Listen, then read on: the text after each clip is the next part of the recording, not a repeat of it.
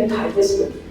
And so are there traits inborn or anyone can develop it? That's a good question for me, not only as a player, but as a coach as well. I'm always interested to watch guys play that have something in their value system around how they play and how they manage performance. So when you ask that question around what are the traits that you need, I think for every player who wants to progress his cricket or anything in life, you need to present certain values that allow you to take the next step. In matches, when you make an individual mistake, such as a drop catch, there's thousands of fans watching, millions watching at home. How do you handle the internal and the external pressure? Yeah, that's a great question for us all. And I get asked a question like that a lot because it's something that we all have to deal with. It's not nice when you drop a catch in front of a whole lot of people. I always say to people, the older I've got, and the older I got in my cricket career as well, the more I understood this whole thing around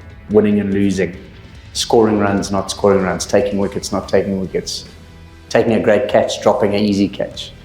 Started to understand how to manage myself through that process. And what I realized is that if we spend too much time in our minds thinking about the results, thinking about whether I score runs today or not, thinking about whether I take wickets or not, thinking about what happens if I drop a catch today in the final, and I spend too much time kind of into the future. First of all, it's really unpleasant space because we're going to have negative thoughts in sport. You are going to think about dropping a catch. You are going to think about not scoring runs. So if we're spending a whole lot of time there, we don't get back to actually what the fun of it is. Playing the sport, playing the journey, and we separate ourselves from the results and we're just getting on the field and playing. We don't know what's going to happen the next ball. As I got older, I learned to say, just enjoy what the moment is presenting to you, whether it's good or bad. Stop thinking about whether I was going to get naught. Stop thinking about whether I was going to take a catch or not take a catch. And just focus on trying to enjoy what the experience is. Yeah, I'm playing cricket. First of all, on behalf of the Burhani Sports and Fitness Steffi Burhani T10 Committee, heartiest gratitude for agreeing to be a part of the final day. Just a few questions regarding your cricketing journey, if you could answer that. You are still the highest run getter for South Africa in the highest individual score, 188, which you scored in 1996. And that record is still unbeaten even after almost 30 years. If you would have to choose one South African batsman who would break your record, who would that be? Who would I choose? I'm thinking of this young guy who you guys must remember who's playing for South Africa at the moment, Devalk Brevis. You might know him. I think he's an exceptionally talented young player. He's just broken through into the team now, but I think he's going to break. He's a young AB de Villiers. I think he's going to break some records. So you mentioned a lot of your experiences in terms of failures, but one of the highest success pinnacles would be, I think, the 2011 World Cup. I come from India, so obviously for me, seeing you as a coach, you took up the stint in 2008 up to 11, and immediately after that, coached the South African cricket team and helped both the teams reach the #1 test ranking. What is your success mantra in being one of the most successful cricket coaches in the world? What is my success mantra? I'm not sure what it is. I was at a function the other day. It was a business function in India, in fact 2 days ago, and the person that was introducing me they introduced me, and Gary arrived to join the Indian team with an ambitious checklist of what to achieve.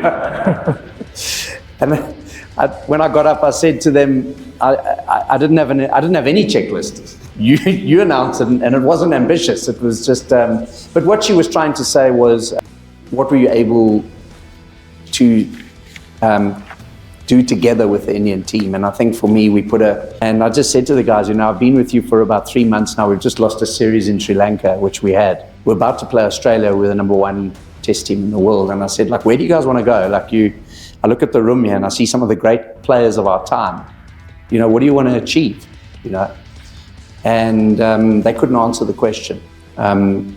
And I said, guys, well, I'm going to leave and I'm just going to throw my contract away and head back to South Africa if we don't collectively come up with a plan. I'm here that this team, this group of people can go and achieve something great. That's what I've arrived for.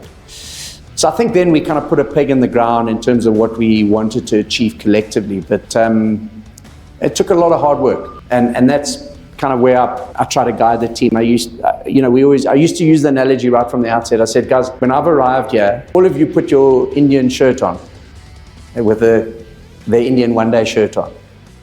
So they all put the Indian one-day shirt on. This was an analogy. I didn't make them do it, but I got them to understand what it is. And I said, turn around. What do you see on the back of the shirt? And they say, you see your name, huh? Your name, every one of you, Tendulkar, Yuvraj Singh, Zahir Khan, Harbhajan Singh, your name's on the back of the shirt. And then I'd say, okay, now if we turned around with the same shirt, what is the thing that you see on the front of the shirt? And they said, India. So I said, well, who are we playing for? Are we playing for the name on the back of the shirt? Or are we playing for the name on the front of the shirt? And no one had any answer to it. And I said, from today, the only thing that I'm going to do for you guys is I'm going to make sure in every single behavior that we do from today, from our training, from the way we talk to each other, from the way we celebrate success, from the way we handle failure, everything that we do together from this day onwards is going to represent the name on the front of the shirt. And if you come into our environment and you bring a back of the shirt behavior into our environment, I'm going to call you out. And I did that for 3 years. And that was the story.